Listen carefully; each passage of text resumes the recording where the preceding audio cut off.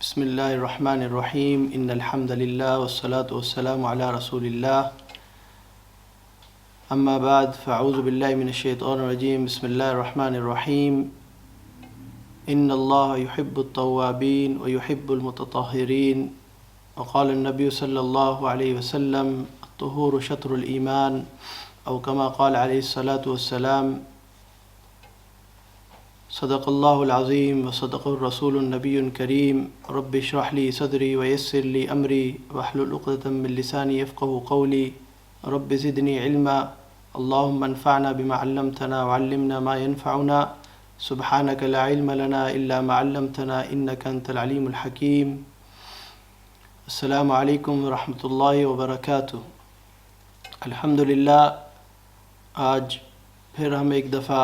ہماری ہفتہ واری جو بیانات کا سلسلہ ہے اس کے ساتھ ایک نیا مضمون آج کا ہمارا ہے، لیکن اس سے پہلے اس مضمون سے پہلے پچھلے ہفتے کا جو ہمارے نیکی کی ترغیب یعنی ویکلی چیلنج جو ہمارا ہوتا ہے اس کی طرف تھوڑا سا انشاءاللہ دھیان دلائیں گے۔ وہ یہ تھا کہ پچھلے ہمارا ہفتے کا جو سبجیکٹ تھا، جو مضمون تھا، جو اسلامی جو 4 مہینے جن کو قرآن کے اندر مینشن کیا گیا اربعۃ حرم کے نام سے، اور اسی کے ساتھ ہم نے ایک صفت احسان اس کے اوپر بات کی تھی، اور جو ہمارا ویکلی چیلنج پھر جو بتایا گیا تھا وہ یہ تھا کہ صفت احسان کے اوپر محنت کرنا، اور اس کے 2 جو ہے ڈائریکشنز پہ جو بات ہوئی تھی کہ ایک ہے حقوق اللہ اور دوسرا ہے حقوق العباد، کہ اللہ کے جو ہم پہ حقوق ہیں ان کو بھی ادا کرنا ہے اور صفت احسان کے ساتھ ادا کرنا ہے، یعنی ان کو مزین کرنا ہے، ان کو خوبصورت بنانا ہے، اللہ کے جو عبادت کرنا ہے اس کو خوبصورت بنانا ہے اور ایسے کرنا ہے جیسے کہ اللہ ہمیں دیکھ رہے ہیں، اور اسی کے ساتھ دوسرا حصہ جو ہے اللہ کے جو مخلوق کے حقوق ہیں ان کو بھی ادا کرنا ہے، چاہے وہ انسان ہے، چاہے وہ پرندے ہیں، چاہے وہ نباتات ہیں، یعنی کچھ بھی ہیں ان کے حقوق بھی ہم نے ادا کرنے ہیں، اور ان کے اندر بھی ہم نے خوبصورتی پیدا کرنی، یعنی اس طرح کہ اللہ ہمیں دیکھ رہے ہیں۔ تو وہ صفت کے بارے میں تھا کہ بھئی اس کو ہم سیکھیں اور اس کو سمجھیں اور اس کو اپنی زندگی میں اپنائیں اور لوگوں تک اس صفت کی اس کی جو ہے اس کا پیغام لوگوں تک بھی دیں۔ تو انشاءاللہ امید ہے کہ یہ صفت بھی انشاءاللہ اس کی بھی ہم محنت کر رہے ہوں گے، صفت احسان کو اپنی زندگی میں لانے کی، اور انشاءاللہ اللہ تعالی ہمیں اس کی توفیق دے۔ اور آج کا جو ہمارا مضمون ہے، اس سے پہلے کہ یہ مضمون شروع کروں تو ایک چیز کی طرف یاد دہانی کروانی ہے، وہ یہ کہ جو ہمارا ہفتہ واری سلسلہ ہے اس کا ایک مقصد یہ ہے کہ شعور پیدا کرنا، یعنی جو مضمون اہم ہیں ان کے بارے میں مختصر سی بات کرنا، اور کچھ فضائل، کچھ جو ہے مسائل، اور اسی کے ساتھ ان کی اہمیت بیان کر کے تاکہ لوگوں میں شعور پیدا ہو، پھر لوگ اس کے بارے میں اور سیکھیں اور معلومات لیں اور پھر ان کو سمجھیں اور پھر اپنی زندگی میں اس کو اپنائیں اور آخر میں لوگوں تک اس کو پہنچائیں۔ تو یہ اس کا ایک ان ہفتہ واری پیغامات کا مقصد ایک ہی ہے، کیونکہ 15-20 منٹ کے اندر ایک مختصر سا وقت ہے جس کے اندر مقصد ایک ہی ہے کہ لوگوں تک پیغام پہنچ جائیں۔ اس سے آپ ایک مضمون کو پوری طرح کور نہیں کر سکتے، لیکن یہ کہ تھوڑا سا اس کی اہمیت، تھوڑی سی مسائل، تھوڑے سے فضائل، تاکہ سمجھ میں آ جائے کہ اس کی کیوں سیکھنا ضروری ہے، کیا ہے اور کس طرح کیا جا سکتا ہے، تاکہ پھر ہماری ذمہ داری اس کے آگے یہ بنتی ہے کہ آگے ہم اس کو انشاءاللہ لے کے چلیں۔ تو آج کا جو ہمارا مضمون ہے وہ ہے طہارت کے بارے میں، پاکی کے بارے میں، اور پاکی کے جو یعنی طہارت جو ہے اسلام کا ایک بہت بڑا حصہ ہے اور بہت اہم حصہ ہے ہمارے ایمان کا اور اسلام کا، اور کہا گیا طہور شطر الایمان، یعنی ایک اسلام کا ایمان کا بہت بڑا حصہ، یعنی آدھا ایمان، آدھا اسلام جو ہمارا پاکی ہے اور جو ہے طہارت ہے۔ تو اب اگر یہ بات ہے تو ہم یہ دیکھیں کہ ہم اس کو کتنا سمجھ رہے ہیں، اور اس کے 4 جو مختلف ایریاز ہیں جس پہ ہم انشاءاللہ آج فوکس کریں گے۔ ایک تو ہے جسم ہے آپ کا جو جسم ہے، دوسرا آپ کی روح ہے، تیسرا آپ کا دل ہے، اور چوتھا جو آپ کا جو یقین یعنی بیلیو ہے، جو ایمان ہے وہ بھی جو ہے پاک ہونا چاہیے۔ تو ان چاروں ایریا پہ ہم مختصر سی بات کریں گے اور ایک خلاصے کی طرف بات کو لے کے آئیں گے کیوں ضروری ہے اور کس طرح ہم ان کو انشاءاللہ مضبوط کریں۔ تو سب سے پہلے تو یہ ہے کہ جو جسم کا ہمیں عام طور پہ جو سمجھ میں آتا ہے، جسم کی پاکی ہمیں سمجھ میں آتی ہے یا جو ظاہری پاکی ہے وہ سمجھ میں آتی ہے۔ تو شاہ ولی اللہ جو ایک بہت بڑے محدث، وہ رحمۃ اللہ علیہ، وہ فرماتے تھے کہ یہ جو پاکی ہے یہ انسان کو عبادت سے قریب کرتی ہے، یعنی جو اگر پاکی کی حالت میں ہوں گے اور ہم جو ہے طہارت کی حالت میں ہوں گے تو ہمیں خود بخود عبادت کی رغبت ہوگی، عبادت کا جو ہے شوق ہوگا، عبادت کا موقع ملے گا۔ تو اس کی اہمیت ادھر سے بھی پتہ چلتی ہے کہ یہ جو ہمیشہ کی اس حالت میں ہونا، یعنی طہارت کی حالت میں ہونا، یہ ہمیں ہر برائی سے بھی بچائے گی۔ جب آپ خود بخود جب آپ نیکی کی طرف جائیں گے تو برائی سے بچیں گے۔ تو یہ بھی ایک اس لیے ضروری ہے۔ اب یہ سمجھنا ہے کہ اس کے اندر بھی کچھ ایریاز ہیں، ایک ہیں نجاسہ حقیقی ہے اور ایک نجاسہ حکمی ہے۔ اب نجاسہ حقیقی کیا جو وہ کیا ہے، اور اس کے اندر دو طریقے ہیں، دو قسم کی نجاسہ ہے۔ ایک ہے کہ جو نظر آتی ہے نجاسہ حقیقی کے اندر، یعنی آپ کہہ لیں کہ جو ہے ایک تو ہے یا تو خون ہے یا ایسی کوئی چیز ہے جو آپ کو نظر آ رہی ہے، تو آپ نے اس کو صفائی کرنی ہے۔ اس کا کیا طریقہ ہے؟ مختصر سا یہ کہ اگر جو چیز نظر آ رہی ہے اس کو آپ نے جو ہے جب تک دھونا ہے، جب تک صاف کرنا ہے، جب تک نظر نہ آئے۔ تو ایک طریقہ یہ ہے۔ اس کے ساتھ ایک ایکسیپشن ہے، یعنی ایک اس میں جو ہے اگر ہو سکتا ہے کہ کچھ ایسے چیز ہو جس کے اوپر وہ دھبا لگا ہو کہ وہ دھبا چیز کا اثر چلا گیا لیکن دھبا رہ گیا، تو ادھر تو پھر بھی گنجائش ہے کہ دھبا رہ جائے لیکن چیز پاک ہو گئی، کیونکہ وہ کئی دفعہ دھونے کے بعد بھی دھبا رہ گیا، کوئی ایسی چیز ناپاک چیز کا دھبا لگا تھا کہ وہ ہٹ نہیں رہا۔ ورنہ عام طور پہ جو چیز کا دھبا لگا ہے، جو چیز ناپاک ہے، اس کو جب تک دھونا جو نظر آ رہی ہے جب تک اس کا اثر چلا نہ جائے اور نظر نہ آئے۔ اور اگر کوئی ایسی نجاسہ حقیقی کے اندر کوئی ایسی نجاسہ ہے، یعنی جو یورین ہے یعنی پیشاب ہے یا پھر شراب ہے، ایسی کوئی چیز جس کا دھبا نظر نہیں آ رہا ہے، کوئی ایسے کپڑے پہ لگا ہے جس کپڑوں پہ دھبا نظر نہیں آ رہا ہے، جسم پہ لگا ہے جسم پہ دھبا نظر نہیں آ رہا، تو اس کو 3 دفعہ دھو لیں۔ یعنی دھبا نظر نہیں آ رہا 3 دفعہ دھو لیں تو انشاءاللہ وہ چیز، لیکن اچھی طرح 3 دفعہ اس کو دھونا ہے، دھونا اور نچوڑنا اگر کوئی ایسی چیز ہے جو کپڑا ہے کچھ ہے۔ اب بعض دفعہ نجاسہ حقیقی چاہے وہ نظر آ رہی ہے نہیں نظر آ رہی، وہ ایسی جگہ لگتی ہے جس کو سیلف لے جانا اٹھانا، یعنی کارپیٹ ہے یا میٹریس ہے، اس کو اٹھا کے لے کے، گدا ہے تو اس کو اٹھا کے لے کے جانا دھونا مشکل ہے، تو اس کے لیے کوئی ایسی چیز استعمال کریں جو چیز آپ لے کے چلے جائیں اس کارپیٹ کی طرف۔ اب وہ کوئی بھی ایسی چیز ہو جو افیکٹو ہو، جو اثر یعنی صحیح، آج کل تو کافی ایسی سہولیات پیدا ہو گئی ہیں، تو ایسی کوئی چیز کو استعمال کر لیں جس سے وہ اگر وہ نظر آنے والا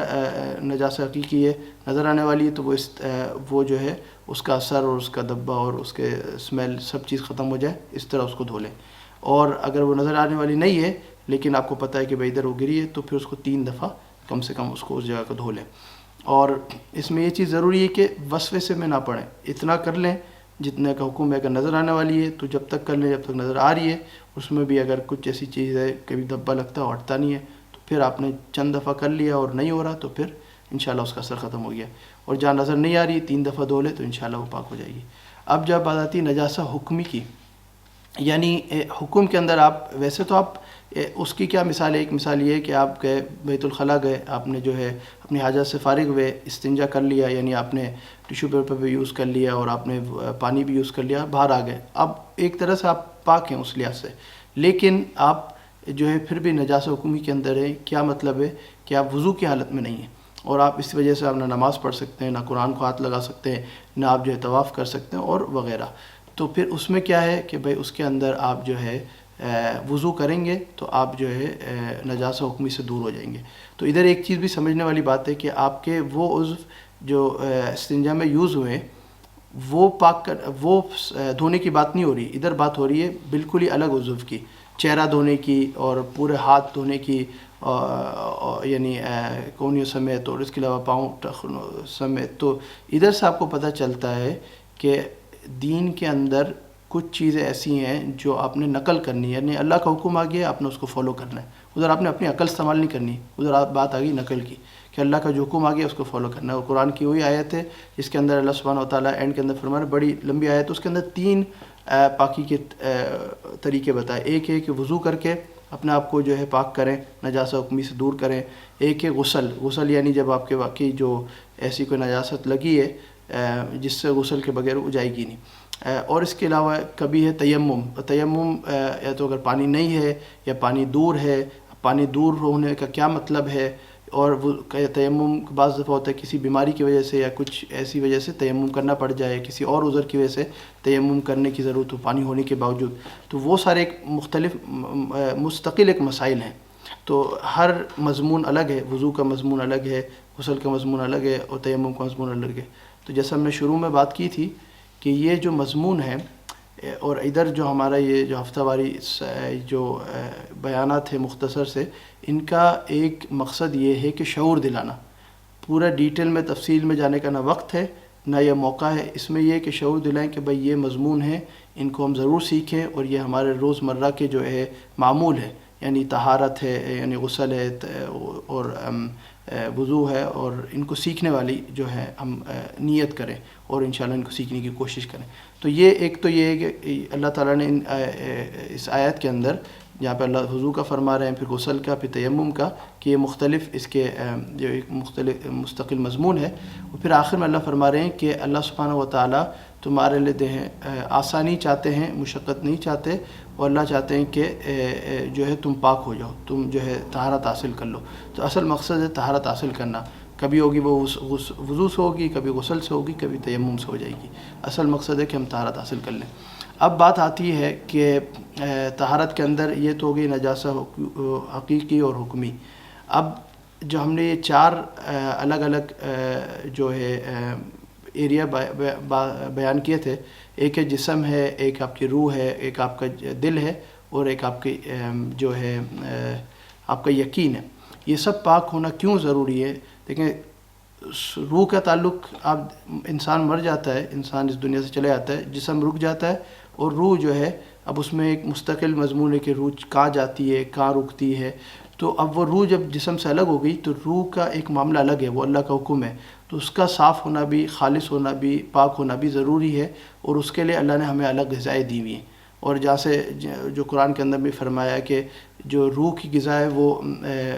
قرآن و حدیث سے ہمیں ملتا ہے، سیکھنے کو ملتا ہے کہ روح کی غذا جو ہے اللہ کا کلام ہے، اللہ کا ذکر ہے، نماز ہے، یہ سب چیزیں روح کی غذا ہیں۔ تو روح کو بھی غذا اور روح کو بھی پاک ہونا ضروری ہے، تو یہ ایک الگ مضمون۔ اور اسی کے ساتھ جب وہ یہاں تک کہا جاتا ہے کہ جو وضو ہے یعنی پانی کا استعمال کرنا ہے کسی طرح بھی، وہ آپ کو فریش کرتا ہے، اور یہ اسلام کے اندر تو ہے ہی باقاعدہ، لیکن دنیا کی سائنس بھی یہ کہتی ہے کہ پانی جو ہے ایک بہت امپورٹنٹ جو ہے انسان کی زندگی میں ایک ایلیمنٹ ہے، یعنی ایک ضرورت کی چیز ہے۔ اب آپ دیکھیں کوئی نان بلیور بھی ہوگا، کوئی مسلمان نہیں ہے، لیکن وہ کہتے ہیں بھائی ہم نے شاور لیا، فریش ہو گئے۔ تو اب جسم جب فریش ہو رہا ہے تو آٹومیٹکلی اس کا اثر روح پہ بھی پڑے گا، اور یہی اسلام سبق دے رہا ہے کہ جب آپ کا جسم پاک ہوگا تو آپ کے خیالات بھی پاک ہوں گے، آپ کی روح بھی پاک ہوگی، اور آپ کا دل عبادت کی طرف جائے گا۔ جیسے شاہ ولی اللہ جو مشہور مدرس جن کا میں نے قول نقل کیا، کہ وہ یہی کہہ رہے ہیں جب انسان کا جسم پاک ہوتا ہے تو وہ عبادت کی طرف اس کو موقع زیادہ ملتا ہے، تو یہ اللہ تعالیٰ ہمیں موقع اس کے ذریعے سے دے رہے ہیں۔ تو اب بات آئی جسم کا پاک ہونا اور پھر ہمارا روح کا پاک ہونا۔ اب آئی دل کی بات۔ اب دل دیکھیں، جو قلب سلیم، یعنی اللہ سبحانہ وتعالیٰ ہم سے چاہ رہے ہیں کہ ہمارا دل جو ہے قلب سلیم ہو، اور اس دل کو اطمینان کب ملے گا؟ جو وہ اللہ کے لیے خالی ہو، یعنی اللہ کی محبت ہو، نبی صلی اللہ علیہ وسلم کی محبت ہو، اللہ کے دین کی محبت ہو، اور اللہ کی مخلوق کی محبت ہو، اور کسی کے لیے کچھ اس میں برائی نہ ہو، اور وہ اللہ کے لیے خالص ہو، تو وہ دل جو ہے اطمینان والا ہوگا، وہ جو ہے وہ دل جو ہے سلیم ہوگا، اور وہی دل اللہ کو مطلوب ہے، کیونکہ دل ایسی چیز ہے جو اللہ کو اپنے لیے خالص چاہیے۔ تو ہمیں دل کو بھی پاک کرنا ہے، اور اسی کے ساتھ جو ہے بیلیو، جو آپ کا ایمان ہے، یقین ہے۔ جیسے ہم نے اسلام اور ایمان پہ جب بات کی تھی چند ہفتے پہلے، جب ہمارا مضمون تھا، اس میں ایک بات تھی کہ 6 اراکین ایمان کے۔ اب اس میں اللہ پہ ایمان ہے، ملائکہ پہ ایمان ہے، فرشتوں پہ، رسول پہ، کتابوں پہ، آخرت پہ، یعنی موت کے بعد زندگی، اور شر اور خیر کے جو قدر ہے، اس کے اوپر ایمان ہے۔ تو ایمان ایک چیز ہوتی ہے آپ نے بول دیا، یعنی آپ نے گن لیا بھائی یہ چھ جو ہے اراکین ہیں، آپ نے زبان پہ گن لیے اور آپ نے جو ہے یاد کر لیے، لیکن اصل مقصد ہے ان کا اترنا، ان کا جو ہے اترنا، ان کو سمجھنا کہ بھائی یہ کیا ہے، اس پہ ایمان کیسے لانا ہے، اور واقعی اس پہ صحیح ایمان لے کے آنا، تو وہ خالص ایمان لے کے آنا، یعنی اس میں کوئی ملاوٹ نہ ہو کہ بھائی اللہ تو کرتے ہیں لیکن، یا فرشتے تو ہیں لیکن، یا نبی تو آئے تھے لیکن، وہ پھر لیکن جب آتا ہے تو وہ ایک شک والی بات ہوتی ہے۔ تو خالص ایمان لے کے آنا تاکہ وہ بھی خالص ہو، یعنی پیور، یعنی جو جہاں پہ بات آ رہی صفائی کی اور پاکی کی، تو ایمان بھی ہمارا خالص ہو۔ اب بات آتی ہے جو آخر کے اندر بات ہے کہ ہمیں یہ سمجھنا ہے کہ جہاں اللہ نے پاکی کا ذکر کیا، وہاں اللہ نے ہمیں، جس طرح بات ہو رہی ہے کہ سب چیز کو اللہ کے لیے پاک کرنا ہے، اس لیے جب اللہ سبحانہ و تعالیٰ نے جو مسجد پہلی تھی اسلام کے اندر، مسجد قباء، تو اللہ سبحانہ و تعالیٰ فرما رہے ہیں لَمَسْجِدٌ أُسِّسَ عَلَى التَّقْوَى مِنْ أَوَّلِ يَوْمٍ أَحَقُّ أَن تَقُومَ فِيهِ رِجَالٌ يُحِبُّونَ أَن يَتَطَهَّرُوا وَاللَّهُ يُحِبُّ الْمُطَّهِّرِينَ۔ تو جہاں اللہ سبحانہ و تعالیٰ مسجد قباء والوں کا ذکر کر رہے ہیں، تو پہلی مسجد جو تقویٰ کی بنیاد پہ بنی، اور تو ان کو اللہ سبحانہ و تعالیٰ نے ان کی تعریف کی، تو نبی صلی اللہ علیہ وسلم نے ان سے پوچھا کہ تمہاری تعریف قرآن کے اندر ہو رہی ہے، اللہ سبحانہ و تعالیٰ تمہاری تعریف کر رہے ہیں، کیا وجہ ہے؟ تو انہوں نے اپنی جو پاکی کے اوپر ان کی تعریف کی گئی، صفائی کے اوپر تعریف کی گئی، اس صفائی کی تعریف کی انہوں نے وجہ بتائی۔ تو جب وجہ بتائی تو نبی صلی اللہ علیہ وسلم نے فرمایا ہاں یہی بات ہے۔ کیا بات تھی اس پاکی کے اندر؟ کہ وہ جو ہے ایک تو مٹی کے ڈھیلے استعمال کرتے تھے، اس کے علاوہ پانی بھی استعمال کرتے تھے استنجا کے بعد۔ اب آپ دیکھیں کیوں ان کی ایکسٹرا تعریف ہو رہی ہے، کیونکہ وہ زمانہ وہ تھا، ریگستان تھا، اور ادھر جو ہے پانی کا ملنا اور مشکل تھا، تو وہاں پہ وہ اس چیز کی احتیاط کر رہے ہیں کہ جہاں مٹی کے ڈھیلے استعمال ہو رہے ہیں تو اس کے ساتھ وہ پانی بھی استعمال کر رہے ہیں۔ آج ہمیں اللہ تعالیٰ نے یہ سہولیات دی ہوئی ہیں کہ ہم جو ہے ٹیشو پیپر یوز کر سکتے ہیں ان مٹی کے ڈھیلوں کی جگہ، اور اس کے ساتھ پانی بھی یوز کریں، تو اس سے کیا ہوگا کہ ہماری جو پاکی کی حالت ہے وہ جو ہے آپ کہتے ہیں کہ جو ہے اور زیادہ بڑھ جائے گی، اور ہم جو ہے انشاءاللہ اس فضیلت کے اندر آ جائیں گے جہاں اللہ نے ان کی تعریف کی کہ وہ پاکی کے اندر، اور جو ہے کیونکہ پاکی جب ہوگی تو آپ خود بخود نیکی کی طرف بڑھیں گے، تو نیکی کی طرف بڑھنے کا ایک راستہ پاکی ہے، اور ہم پاکی کی طرف اپنے آپ کو بڑھا رہے ہیں تو اللہ تعالیٰ ہم سے خوش ہوں گے۔ تو ایک چیز تو یہ ہے کہ یہ فوکس کرنے کا ایریا ہے۔ اب یہ بات ہے کہ بعض دفعہ کسی قوم کی یا کسی کلچر کی تعریف ہوتی ہے کہ بھائی یہ لوگ تو بہت زیادہ صفائی رکھتے ہیں، صفائی ستھرائی رکھتے ہیں اپنے گھر میں، اپنے ہر ان کا مزاج ہی صفائی ستھرائی ہے۔ تو ایک چیز ہمیں سمجھنی ہے، اسلام کا مزاج ہے صفائی ستھرائی، اور اگر وہ کوئی کلچر والے کر رہے ہیں تو وہ ان کا اپنا معاملہ ہے، لیکن ہمیں یہ سمجھنا اسلام یہ اس بات کو ہم چھوڑ دیں ہم کس کلچر سے آئیں، لیکن ہم نے یہ دیکھنا اگر ہم مسلمان ہیں اور ایمان والے انشاءاللہ، اور صفت احسان کو جب ہم نے اپنی زندگی میں لے کے آنا ہے تو ہم نے بھی وہ جو پاکی اور صفائی کے اندر ہم نے بھی بڑھنا ہے، اور اس کا بڑھنے کا کیا طریقہ ہے کہ اس کے اندر ایک میانہ روی ہم نے ایک اپنانا ہے کہ نہ اس میں اتنا بڑھ جانا ہے کہ کسی اور چیز کے لیے وقت ہی نہ رہے، اور نہ اتنا اس میں لاپرواہی کریں کہ خود آپ کو اپنے آپ سے جو ہے اور لوگوں کا آپ سے جو ہے وہ نفرت ہونے لگے کہ کیسے لوگ ہیں۔ یعنی آج اگر کوئی بدنام ہو جاتے ہیں تو اس کو اسلام اس میں نہ آئے کہ بھئی مسلمانوں کو دیکھیں کہ یہ صاف ستھرے نہیں ہیں، نہ ان کے گھر صاف ستھرے، نہ ان کے ایریے صاف ستھرے ہیں، تو ہم اس کی کوشش بھی کریں کہ ہمارے ایریے بھی صاف ستھرے ہوں، ہمارے گھر بھی صاف ستھرے ہوں، کیونکہ یہ اسلام کا ایک حصہ ہے کہ ہماری صفائی ستھرائی ایک ایمان کا حصہ ہے، جسم بھی اور جگہ بھی اور ہر چیز، ہمارے خیالات بھی، ہمارے ارادے بھی، ہر چیز جو ہے پاک ہوں اللہ کے خاطر۔ تو ہمارا جو ویکلی چیلنج ہے اس ہفتے کا وہ یہ ہے کہ ہم نے یہ اس پاکی کے اس مضمون کو سیکھنا ہے، طہارت کو، اور اس کو ہر لحاظ سے سیکھنا ہے۔ ہر لحاظ سے سیکھنے کا کیا مراد ہے؟ بھئی آپ نے اس کو جو ہے جو جسم کی اور جگہ کی پاکی اس کو بھی سیکھنا ہے، کس طرح ہوتی ہے، کس موقع پہ کیا ہوگی، اور اسی کے ساتھ جو روح کی پاکی وہ کس طرح ہوگی، روح کو کس طرح پاک صاف رکھنا ہے، اور اسی کے ساتھ دل کو کس طرح پاک صاف رکھنا ہے، اور اسی کی طرح ایمان کو کس طرح پاک صاف رکھنا ہے، ان سب کو ہم نے سیکھنا ہے اور سیکھ کے سمجھنا ہے، اور پھر سمجھنے کے بعد انشاءاللہ اس کو عمل کرنا ہے اور لوگوں کو تک پہنچانا ہے، کیونکہ یہ بہت ضروری ہے۔ تو اس لیے ہمارا اس ویک کا چیلنج یہ ہے، اور انشاءاللہ اللہ تعالیٰ سے امید کرتے ہیں کہ انشاءاللہ ہم اس کو سمجھیں گے اور اس پہ انشاءاللہ اس پہ عمل کریں گے، اس کو لوگوں تک پہنچائیں گے۔ جزاک اللہ خیر۔ السلام علیکم ورحمۃ اللہ وبرکاتہ۔